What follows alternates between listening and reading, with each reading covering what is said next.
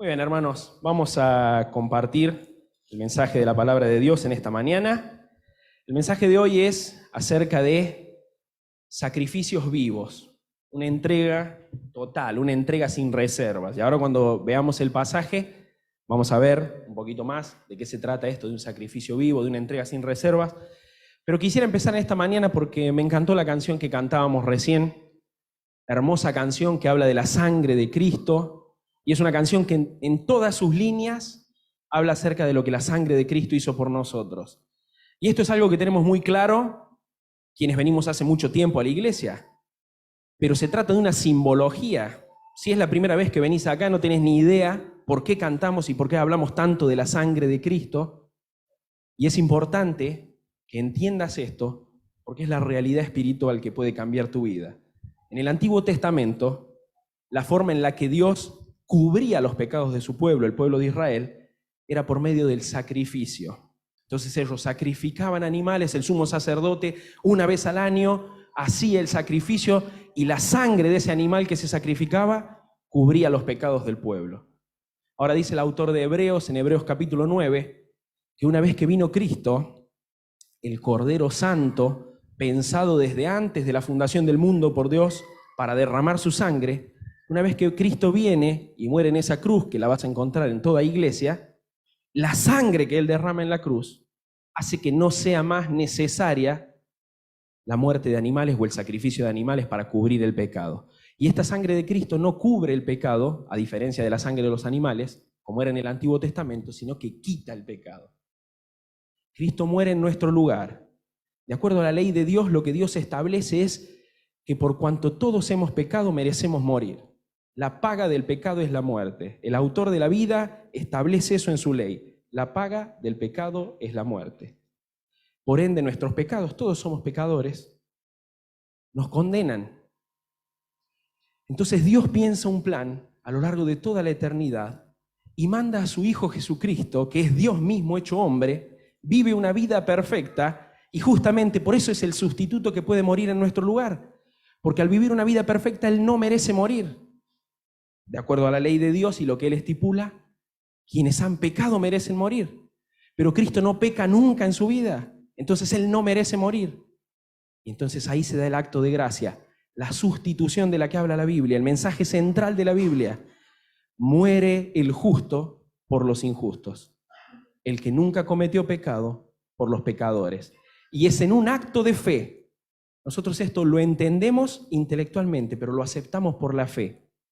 Es en un acto de fe. Yo decido creer en que Cristo es el Hijo de Dios, que vino a la tierra. Decido creer que vivió una vida perfecta. Decido creer que murió en la cruz, que al tercer día resucitó. El que me da la salvación. Y el que hace que yo pueda cantar esas líneas, dando gloria a Dios por la sangre del Cordero. Entonces, cuando uno entiende todo este panorama, entiende por qué nosotros cantamos a la sangre de Cristo. ¿Por qué hablamos tanto de la sangre de Cristo? Porque es la que nos permite vivir la vida que hoy vivimos y es la que nos asegura una eternidad con Dios. ¿Sí? Así que quería decir eso y además está relacionado con lo que vamos a ver hoy. Por eso cantamos, por eso nos gusta tanto adorar a Dios por la sangre del Cordero. Vamos a Romanos capítulo 12 y ahora sí entramos en el mensaje del día de hoy. Hoy vamos a hablar sobre una entrega sin reservas. Vamos a leer solamente en un primer momento 2 versículos. Y es un pasaje que es sumamente conocido para quienes hace algún tiempito venimos a la iglesia. Seguramente alguna vez lo leíste en tu casa, seguramente alguna vez lo escuchaste aquí, ya sea en una clase bíblica o quizás desde aquí, desde el mensaje de los domingos o de los miércoles. Vamos a leer los primeros 2 versículos del capítulo 12. Voy a leerlo primero en la versión Reina Valera 1960, que es la versión tradicional, digamos, la que hemos usado históricamente, y después voy a leerle una versión más actual que me encantó, se lo compartí a mi esposa y le gustó también, entonces dije, me parece interesante leerlo en esa versión. Entonces, en la versión Reina Valera 1960 dice, el apóstol Pablo está escribiendo a la iglesia de Dios en la ciudad de Roma, así que hermanos, os ruego por las misericordias de Dios, que presentéis vuestros cuerpos en sacrificio vivo, santo, agradable a Dios, que es vuestro culto racional. No os conforméis a este siglo, sino transformaos por medio de la renovación de vuestro entendimiento, para que comprobéis cuál sea la buena voluntad de Dios, agradable y perfecta. A ver, los hermanos del Zoom ahí, levanten la mano quienes habían escuchado alguna vez este pasaje, o lo habían leído, lo conocían. Muy bien, ahí veo la mayoría. Acá, ¿quiénes habían leído alguna vez este pasaje, lo conocían? La gran mayoría, ¿sí? Es un pasaje sumamente conocido por nosotros y es un pasaje que habla sobre esto, sobre lo que Dios espera de nosotros, sobre cómo Dios espera que nosotros vivamos. Lo interesante de esto es que en el capítulo 12 el apóstol Pablo empieza a desarrollar una serie de deberes cristianos. Es decir, él empieza a desarrollar cómo quienes han tenido un encuentro con Jesucristo deberían vivir su vida cristiana. Los primeros 11 capítulos, lo que él ha hecho, inspirado por el Espíritu Santo, es hacer una exposición magistral. No hay epístola como la epístola a los romanos. No hay epístola donde se explique la doctrina de la gracia de Dios como uno la va a encontrar en los primeros 11 capítulos que el apóstol Pablo escribe a la iglesia en Roma. Y él ha hablado de la gracia, del amor, y ahora nos vamos a detener en eso, pero llega este momento donde empieza la sección donde él va a hablar de los deberes cristianos. Él dice, bueno, Dios hizo todo esto. Fíjese que el capítulo 2 empieza, así que, lo cual es una conjunción con lo que viene diciendo antes, así que, y desarrolla ese pasaje que acabamos de leer. Mire cómo dice la versión NTV. Por lo tanto, amados hermanos, les ruego que entreguen su cuerpo a Dios por todo lo que Él ha hecho a favor de ustedes. Que sea un sacrificio vivo y santo, porque esta es la clase de sacrificio que a Él le agrada. Esa es la verdadera forma de adorarlo. No imiten las conductas ni las costumbres de este mundo, más bien dejen que Dios los transforme en personas nuevas al cambiarles la manera de pensar. Entonces, entonces aprenderán a conocer la voluntad de Dios para ustedes, la cual en ese contexto es buena, agradable y perfecta. Clarifica un montón leerlo en esta versión, ¿no? La Reina Valera 1960 utiliza un lenguaje que es más antiguo, es quizá el lenguaje que hablaban nuestros abuelos o nuestros bisabuelos, pero al leerlo en esta versión cobra un sentido distinto para nosotros porque es la manera en la que nosotros hablamos en nuestro día a día. Un hermoso pasaje. Decía recién, el apóstol Pablo en los primeros 11 capítulos ha hablado de cuáles son esas misericordias de Dios por la cual Él nos está rogando que vivamos de tal y tal forma.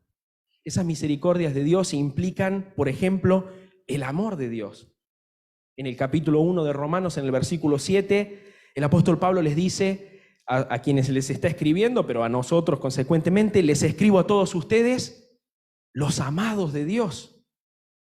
O sea, Pablo les está diciendo, me tomo el tiempo para escribirle a ustedes quienes son amados por Dios. Y esta es una realidad en nuestras vidas también. En el capítulo 5, versículo 5 dice, porque el amor de Dios ha sido derramado en nuestros corazones por el Espíritu Santo que nos fue dado.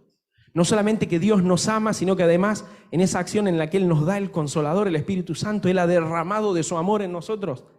Eso que es un atributo de Dios, que es esencia de Dios, que es el amor, Él lo ha derramado, lo ha puesto en nuestros corazones también. El capítulo 8, verso 35 habla de quién nos puede separar del amor de Cristo.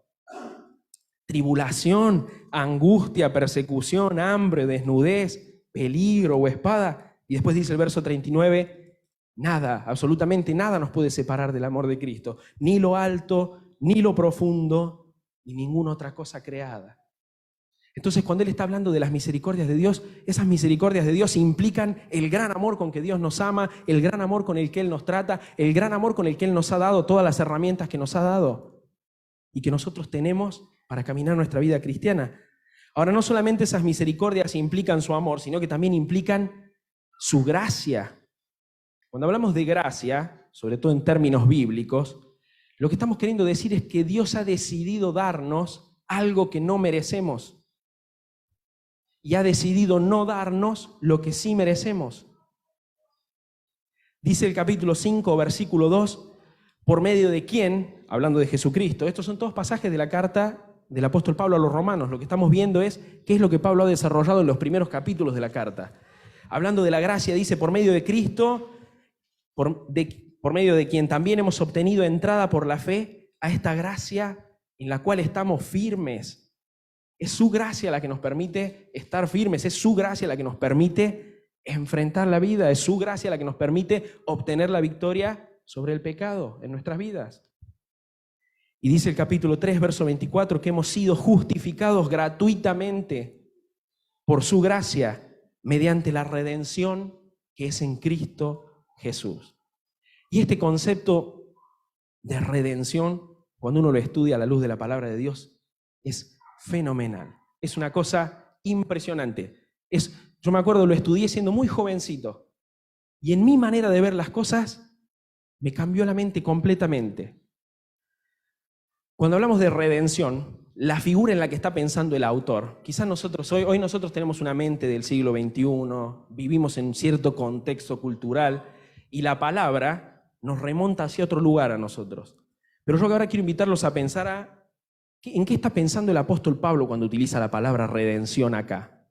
En la antigüedad, cuando todavía había esclavitud, generalmente en los centros de las ciudades o de las urbes se desarrollaba un mercado. Y en ese mercado, en una especie de altillo, en el medio del mercado, se llevaba a cabo la venta de esclavos. ¿Sí? Entonces uno iba ahí, si era una persona que tenía la posibilidad de comprar esclavos, pensémoslo en contexto histórico a esto, iba y elegía tal y tal esclavo porque le parecía esto, lo otro, y adquiría esa persona para su servicio. En esa imagen, en esa escena está pensando el apóstol Pablo cuando escribe sobre la redención acá. Cuando nosotros en la Biblia, o cuando queremos explicar el concepto de redención a través de la Biblia, hay 3 palabras en el original que lo explican muy bien. La primera palabra es agorazo. La palabra agorazo se refiere a comprar en el mercado. Por ejemplo, esta es la palabra que usó Jesús cuando les dijo a sus discípulos, si alguno de los discípulos le preguntan, Señor, ¿qué les damos de comer? ¿Quieres que vayamos y compremos? Bueno, en ese contexto utilizan esta palabra, agorazo, agorazo es comprar, es la acción de comprar algo en el mercado. La segunda palabra que explica este concepto es exagorazo, que significa comprar algo, pero para sacarlo del mercado. ¿Sí? Comprar algo para sacarlo del mercado. Piensen en la escena que les decía recién. Esto es lo que hacían quienes tenían la posibilidad de comprar esclavos. Iban, los compraban y los sacaban del mercado y se los llevaban a su hacienda o a su lugar de residencia, donde estos esclavos servirían. Ahora, el concepto que termina de ilustrar la redención bíblica es el que se explica a través de la palabra lutro, que quiere decir comprar algo, sacarlo del mercado, pero para hacerlo libre. Y ahí está lo grandioso de la obra de Dios. Quienes tenían las posibilidades compraban esclavos, pero los compraban para su servicio, o sea, era para un fin personal. Ahora, lo interesante cuando uno habla de redención es comprar un esclavo, pagar el precio, sacarlo del mercado, pero para que sea libre. Y eso es lo que el apóstol Pablo tiene en mente cuando está hablando de la redención acá. Humanos, pensémoslo ahora en nosotros. Éramos esclavos. Esa es la condición de cualquier persona que aún no ha sido comprado, que aún no ha sido sacado del mercado. Éramos esclavos del pecado. La sangre de Jesucristo, sobre la que cantábamos en la última canción, paga el precio. Somos sacados del mercado. Somos salvos.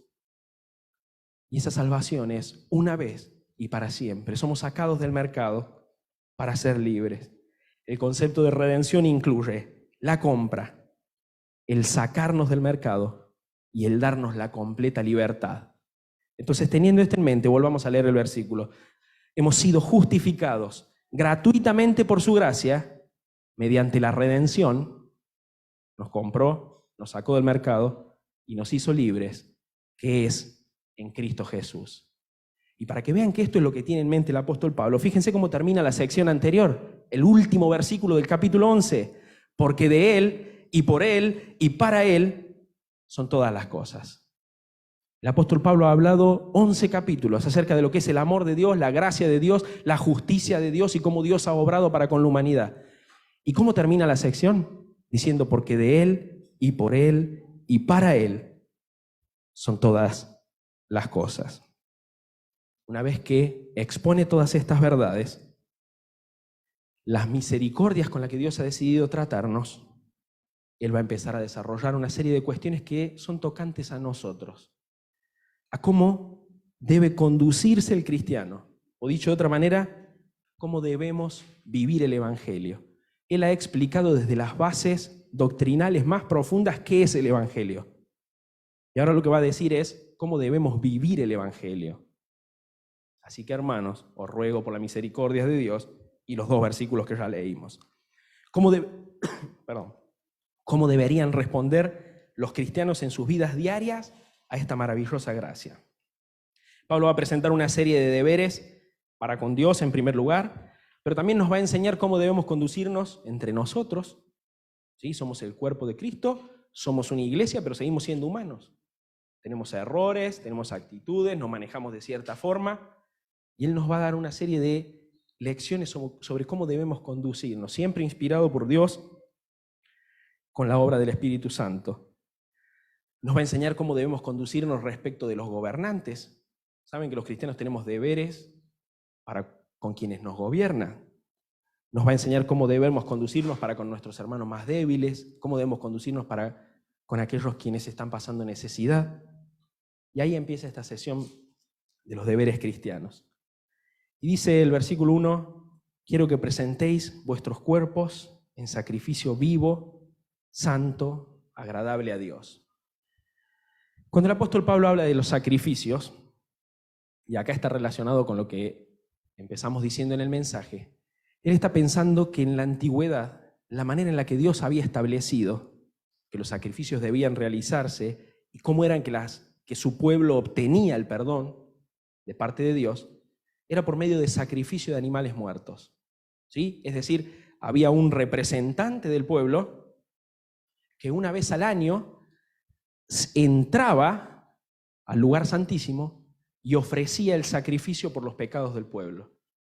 Ahora, ese sacrificio no podía quitar los pecados, ese sacrificio cubría los pecados.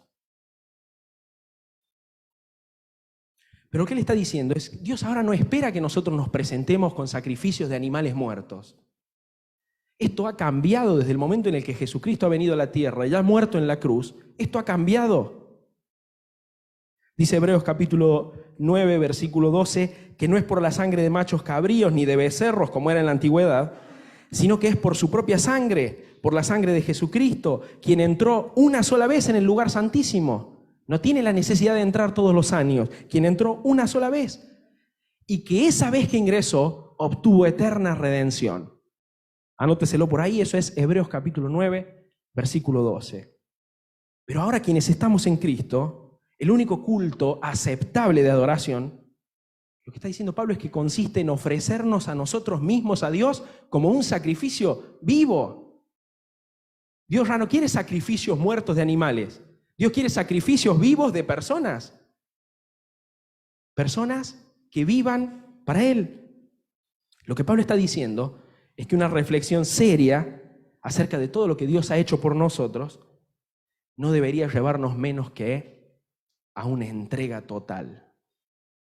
Por eso dice, les ruego por las misericordias de Dios que presentéis vuestros cuerpos en sacrificio vivo, santo, agradable a Dios. La entrega total es nuestro culto racional. Si el Hijo de Dios ha muerto por nosotros, lo menos que nosotros podemos hacer es vivir por Él. Saben, hubo un atleta cristiano que vivió a fines del siglo XIX y principios del siglo XX, que se llamó Charles Studd, o Studd, como sea que se pronuncie. El cuñado me mira de allá. Este Charles Studd era un jugador profesional de cricket. Él nació en Inglaterra. No solamente que logró la fama y logró lo que se había propuesto en términos profesionales, sino que además era un hombre que había nacido en una familia privilegiada en Inglaterra en ese momento. Era un hombre que había nacido en el seno de una familia muy adinerada, Era un hombre que había logrado las metas personales que se había propuesto, le gustaba un deporte, lo practicó, lo hizo con disciplina y llegó a ser un profesional. Pero pasó algo en su familia.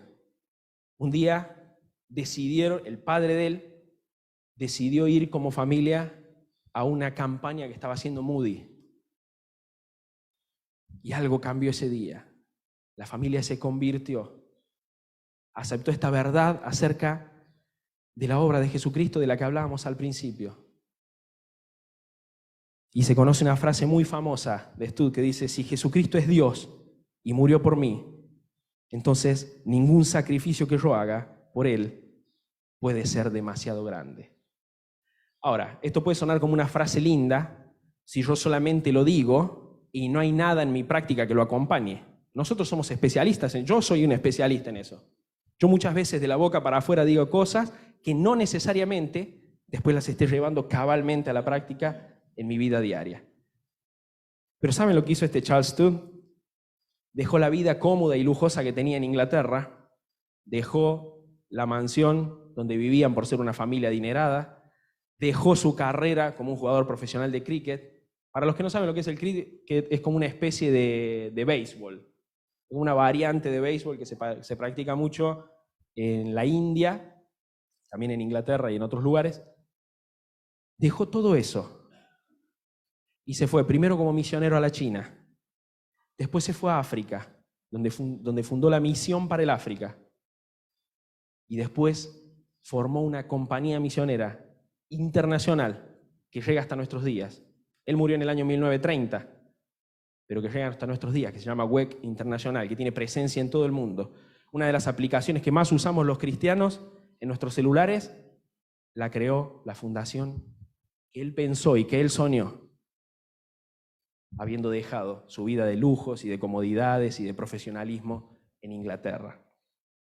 Claro, él había entendido que ningún sacrificio que él pudiera hacer sería demasiado grande a la luz de lo que Dios había hecho por él. Ahora quizás yo pueda decir, o alguno de ustedes pueda decir, bueno, la verdad es que yo no siento que a mí Dios me esté llamando ni a la India, ni a China. Y está bien, porque el llamado de Dios es distinto para cada uno de sus hijos. Pero lo que podemos estar seguros es que Dios nos llama a presentarnos ante Él como un sacrificio vivo. Nos llama a presentar nuestros cuerpos en santidad. Nos llama a presentar nuestro tiempo cuando le servimos, esperando que le sirvamos. Nos llama a presentar nuestras posesiones, entendiendo que de Él, por Él y para Él son todas las cosas. Esa es la clase de sacrificio que a Él le agrada. Eso es lo que Él espera de nosotros. Eso lo había entendido el rey David. ¿Se acuerdan cuando dice, no hay nada material que yo pueda darte porque yo sé que vos no querés eso? Si vos quisieras eso yo te lo daría con todo el gusto del mundo, pero yo sé que vos no querés lo material. Lo que Dios quiere es nuestro corazón, nuestro cuerpo, nuestro tiempo, nuestras posesiones, entendiendo lo que Él ha hecho por nosotros y por ende no hay nada que nosotros podamos hacer por Él que sea suficiente. Entonces esa es la primera parte, el versículo 1. Os ruego por las misericordias de Dios que presentéis vuestros cuerpos en sacrificio vivo, santo, agradable a Dios, que es lo mínimo que podemos hacer, que es nuestro culto racional. Y el versículo 2 dice, no os conforméis a este siglo, sino transformaos por medio de la renovación de vuestro entendimiento, para que comprobéis cuál sea la buena voluntad de Dios, agradable y perfecta. Pablo primero habla de la entrega total. Y en el versículo 2 va a hablar acerca de aquello que generalmente atenta contra esa entrega total, que generalmente obstaculiza la entrega total de nuestras vidas hacia la obra de Dios o hacia lo que Él está demandando de nosotros. Y es el hecho de que muchas veces la vorágine de la vida, el día a día, las obligaciones, el trabajo, porque no somos del mundo, pero vivimos en el mundo, nos llevan a conformarnos a este mundo. Y la invitación es, no os conforméis a este siglo. La Biblia de las Américas lo traduce como, no os conforméis a este mundo. Cuando habla de mundo, ahí no está hablando de mundo físico, no se refiere al planeta Tierra, se refiere al sistema que el hombre ha creado para intentar ser feliz sin necesitar de Dios. Ustedes saben que 2 Corintios 4:4 dice que el Dios de este mundo, o sea, el Dios de ese sistema, es Satanás. Juan 12:31 menciona al enemigo como el príncipe de este mundo. Es decir, este sistema que el hombre ha creado para intentar ser feliz, para intentar estar lleno, sin necesitar a Dios o dejando a Dios de lado de la ecuación, es un sistema que está gobernado por Satanás. No lo digo yo, es lo que la palabra de Dios dice. El enemigo de nuestras almas lo que busca hacer es atraernos y retenernos, por lo que 1 Juan capítulo 2, versículo 16, llama como la concupiscencia de la carne, la concupiscencia de los ojos y la vanagloria de la vida. Cuando habla de la concupiscencia de la carne, habla de esas inclinaciones que tenemos hacia el placer físico. Cuando habla de la concupiscencia de los ojos, habla de ese deseo insaciable que tenemos por tener siempre lo que vemos. La codicia, la avaricia. Cuando habla de la vanagloria de la vida, habla del orgullo que generalmente surge de los logros personales, de aquellas posesiones que tenemos. Y lo que Él nos está diciendo es que nosotros como cristianos no podemos conformarnos a este mundo. No podemos vivir de acuerdo a la concupiscencia de la carne, a la concupiscencia de los ojos y a la vanagloria de la vida. En otras palabras, lo que está diciendo es que el mundo tiene su propia política, el mundo tiene su propio arte, el mundo tiene su propia manera de pensar. Pero nosotros no tenemos que dejar que el mundo nos comprima bajo ese molde. El creyente no puede amoldarse a la forma del mundo, el creyente no puede adaptarse a la forma del mundo. El creyente es un ser que por naturaleza debería sentirse incómodo con el mundo. Ahora este es un buen termómetro, ¿eh? ¿Cómo me siento cuando estoy expuesto a las cosas que sé que no le agradan a Dios? ¿Qué me pasa? ¿Qué me pasa adentro? Estoy cómodo cuando estoy en un ambiente donde se están haciendo cosas que yo sé que a Dios no le agradan. ¿Qué pasa dentro mío? El creyente, que es una nueva criatura, debería sentirse incómodo en ese tipo de lugares. Justamente, Cristo murió para libertarnos de ese sistema. Cristo murió para liberarnos del mundo. Y ese es el simbolismo espiritual que hacemos cada vez que tenemos un bautismo acá. El significado del bautismo es profundísimo. Cuando una persona decide ser bautizada, lo que está diciendo es: yo estoy muerto al mundo, ya no tengo ninguna relación con el mundo, yo soy otra persona. Ese es el simbolismo de cuando nosotros bautizamos. Por eso no bautizamos infantes. Por eso nosotros no bautizamos a los niños al nacer. Porque entendemos el simbolismo que el bautismo implica. Y es eso. Es decir, yo no formo parte de este mundo. Este mundo no puede moldearme. Yo tengo otra naturaleza. William MacDonald decía: sería una absoluta deslealtad por parte de los creyentes amar al mundo. Y yo pienso en mí y digo, la verdad es que yo a veces soy desleal. La verdad es que yo a veces tengo ciertas tendencias que yo puedo identificar claramente que no están bien. Pero es Dios el que nos fortalece por medio de su Santo Espíritu, y Él nos da las herramientas para que podamos resistir al enemigo que se presenta cada día de nuestras vidas de estas formas que acabamos de mencionar recién: por los deseos de los ojos, por los deseos de la carne y por la vanagloria de la vida. No somos del mundo, pero estamos en el mundo. No nos amoldamos a Él, sino que tratamos de darle forma al mundo. Tratamos de transformarlo. Somos nosotros los que impactamos al mundo, no el mundo a nosotros. Dice la segunda parte de este versículo: transformaos por medio de la renovación de vuestro entendimiento. ¿Qué sería esto de ser transformados por medio de la renovación de nuestro entendimiento?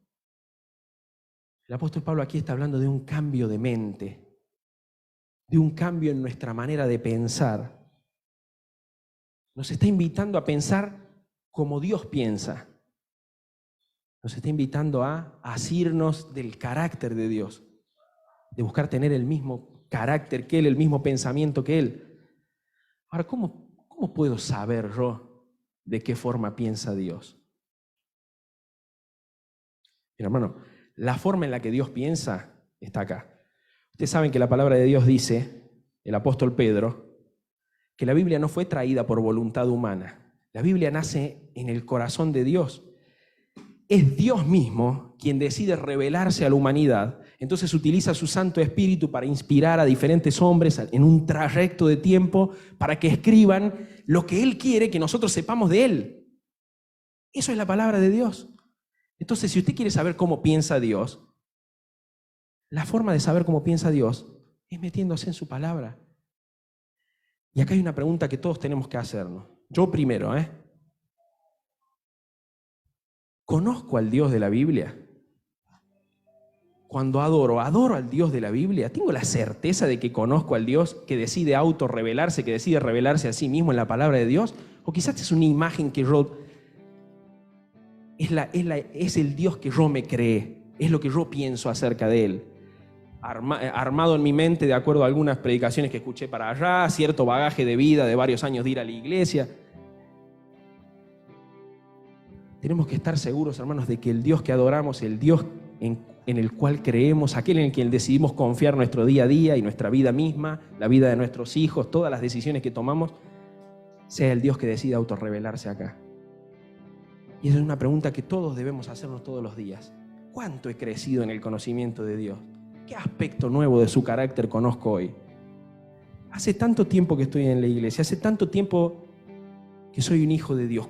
¿Cuánto he crecido? La palabra de Dios nos invita a desearla a ella misma como un niño desea la leche. Quienes son padres saben cómo es esto. El bebé que todavía no sabe hablar se hace entender de una manera muy clara cuando quiere comer. Y nos invita a desear la palabra de Dios de la misma forma que un bebé desea la leche. ¿Cómo piensa Dios? Y si de alguna manera voy a lograr la renovación de mi entendimiento, va a ser estudiando la palabra de Dios. Está ahí. Ahí está todo.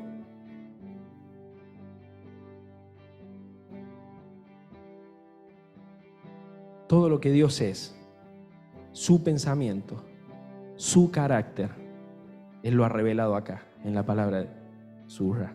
Y ahí es donde debemos acudir. Nuestras mentes serán transformadas solo en la medida que conozcamos a aquel que tiene la capacidad de transformarlas. No hay posibilidad de transformación de la mente sin conocimiento de aquel que puede transformarla. No hay posibilidad de una adoración correcta si no conozco al objeto de mi adoración. No hay posibilidad. No puedo adorar algo que no conozco. Entonces por eso debemos orar. Y eso tiene que ser una oración constante de todos nosotros. Señor, dame un conocimiento cabal de tu persona. Transforma mi mente. Cámbiala. Renovala. Saca todos los supuestos que haya en mi mente por lo que tu palabra dice. Yo quiero tener un conocimiento certero de tu persona. Solo con esa mente, y con esto termino, solo con esa mente que es transformada, con esa mente que es el resultado de acercarse a la palabra de Dios y de decidir ser un sacrificio vivo, alguien que decide vivir en una entrega total a Dios, solo con esa mente. Y piense por un segundo en el ejemplo de Charles Stade que le mencionaba hace un ratito, de este jugador profesional de cricket que nació en una familia adinerada y que decidió dejar todo por ser un misionero para la obra de Dios. Solo con esa mente, la decadencia, la pobreza, la incertidumbre y los peligros de China y el África nos pueden parecer más placenteros y más satisfactorios que una vida de lujo en Inglaterra. No entra en nuestras mentes. Salga acá a la calle y pregúntele a cualquiera que cruce por acá, vaya al aula y haga una encuesta. ¿Cuántos dejarían una vida en una mansión de lujo por irse a la China? Y no estamos hablando de la China actual, Estamos hablando de la China del siglo XX. Una pobreza fenomenal, estructural. Solo cuando ha habido un cambio de mente, dejar una mansión en Inglaterra te puede parecer un negociazo bárbaro por ir a la China y después al África. Si no hay cambio de mente, es una locura. Solo con un cambio de mente se puede entender a un personaje como Moisés. Dice Hebreos capítulo 11 que él rehusó ser el hijo de la hija de Faraón. O sea, él dejó de lado el hecho de ser el nieto de la autoridad máxima de Egipto, donde él se había criado con todos los placeres y todos los lujos, para sufrir vituperio con el pueblo de Dios. O sea, lo que Moisés hace es, deja de lado todos los privilegios de vivir en Egipto para ir a sufrir, para hacer lo que Dios entendía que él le estaba pidiendo que haga. Lo que él entendía, que Dios le estaba pidiendo que haga, que era guiar a su pueblo. Solo con ese cambio de mente, el apóstol Pablo, George Mueller, Hudson Taylor y tantos otros pudieron decir, yo no soy de este mundo. Pero si no hay cambio de mente, esto siempre será una locura. Si no hay cambio de mente, hasta será una locura venir los miércoles a la reunión de oración. Si no hay cambio de mente, es una locura apartar una parte de mis ingresos para colaborar con la obra de Dios. Pero cuando hay cambio de mente, nosotros podemos ver de la manera en la que Dios ve. Entonces, una entrega total, un sacrificio total, una renovación de nuestra mente, es lo que Dios espera de nosotros, por todo lo que Él ya ha hecho por nosotros. Esto no es un intercambio. Yo doy, Él me da. No.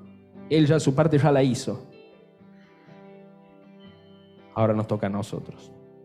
¿Oramos para terminar?